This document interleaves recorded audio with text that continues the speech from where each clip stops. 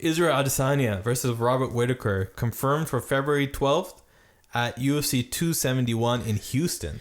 In Houston, I thought that they wanted in Australia, right? Yeah, Australia or New Zealand. I think that was one of the reasons why this whole thing was delayed, was because they wanted to have this fight in one of those countries because of like the number of people they could get into it, and just because they're into the event, hometown, all that kind of stuff.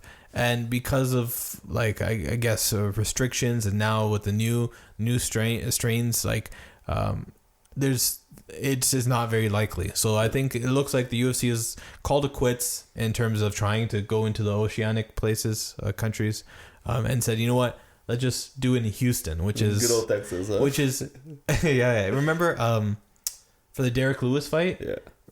It was announced that they had like a new deal with the Toyota Center. Yeah. So I think this is part of that deal. So they. Well, I guess like in Texas, you can have as many people as you want, right? So yeah. Add in extra seats if you want, no problem. I'd bring your lawn chair.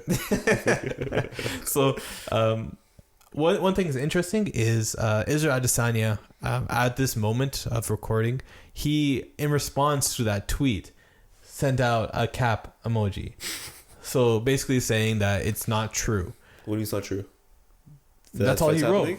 All he wrote was cap. That's it. Like to the fight poster? Yeah, that was posted by the UFC. Maybe he mistweeted.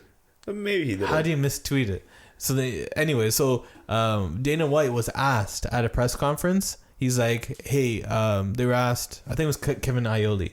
Kevin Aioli, yeah. Relax. Kevin Aioli asked him, he's like, well, what are your thoughts on this? Israel Adesanya said the announcement was a lie. And Dana White basically got upset, and he kind of said, when do we ever lie? He asked Hunter, and he's basically confirmed that it's good to go. Now this might be like mind games, or with Israel Adesanya and Robert Whittaker's camp, because ever since, even before they fought the first time, Israel has been just trolling his entire camp. He's always been. I think he's saying cap, maybe like in relation to the location. I don't think he's saying cap like to the actual fight. I mean, who else is there like for him to fight? That's it. That's left there. Yeah, I agree, but I agree in terms of like who's left to fight. Comes out. Yeah, he can come with the 185. No problem for the brother. But the question is, I wouldn't look too much into this cap thing. I think it's just him just trolling, him doing his thing, playing mind games with Robert Whittaker. Like even before the fight happened, the first one, he was trolling him about his skills and his abilities. He trolled him about during the press conferences. It kind of got not racial. It kind of got weird about like the whole New Zealand and Australia stuff. There's a lot of stuff that went into it, and then you have a situation where Israel Adesanya beats him so easily in the was it first round? The first or second round? I wouldn't say it was easy. I just think that like he got clipped. It's like I think it's it was trending very bad for Robert Whittaker. He just kept getting hit over and over again. Like in that thing too, like that exchange, he did land on Izzy too, but Izzy just clipped him back twice. Yeah, but so the second fight, I believe, is going to go completely different, right? Not necessarily the result being different. Everything else in that fight is going to be different. The preparation is going to be different. The not attitude, the feeling, not attitude, the approach will be different for Robert Whittaker. I feel like before that fight, sorry for cutting you off to cut me off. Before that fight, he was on a layoff, the Robert Whittaker, because of surgeries and issues that he had. Too, right? I'm not sure about that. I forget the actual details, but he was on a long layoff, and then when he came back from a layoff, which basically, the medical issue, he was like on like not on his deathbed, but he was very, very like intensive care. He was in the ICU, I think. So after that situation, he went in and faced a guy, in Israel Adesanya, after having like a year and a half layoff. Yep. Right. So now it's completely different, right? He's coming off of multiple victories. Yeah. He's put in fought since then? Darren Till.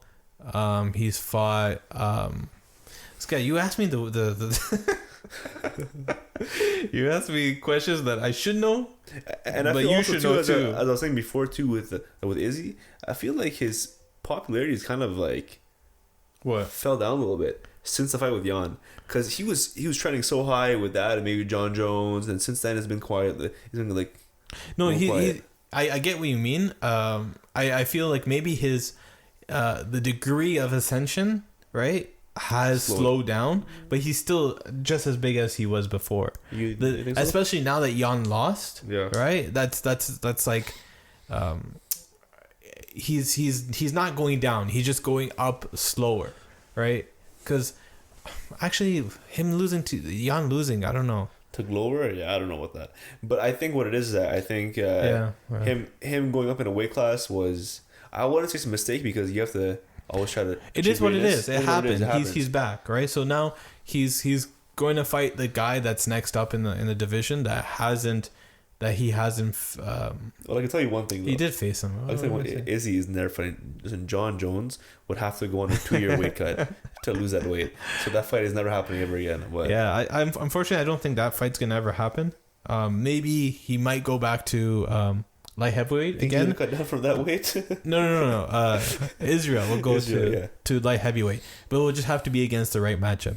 I don't think he would go up against Glover, because Glover is basically what Jan is, but better in the grappling department. So, but not striking wise. His striking is as good.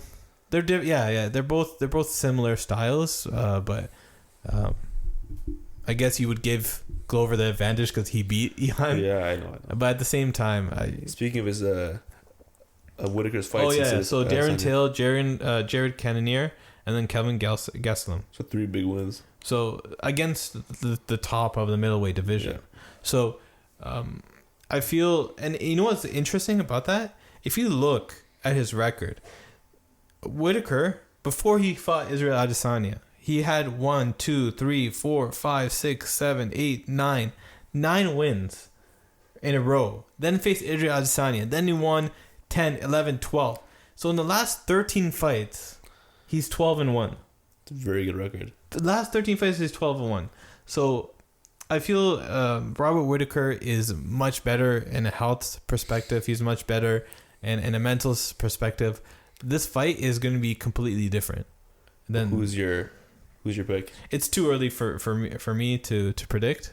I would want to take more time on it. Well, I will. No. But this video was about the just tweet. The tweet. So I think it will happen. It's just a lot of these are just like mind games, small like stuff here and there. Israel Adesanya is not like the end all be all in terms of like where the fight is happening and all that kind of stuff. He really just is just whether he accepts the contract or not.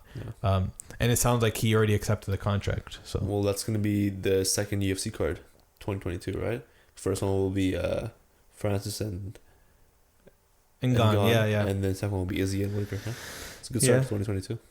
Definitely.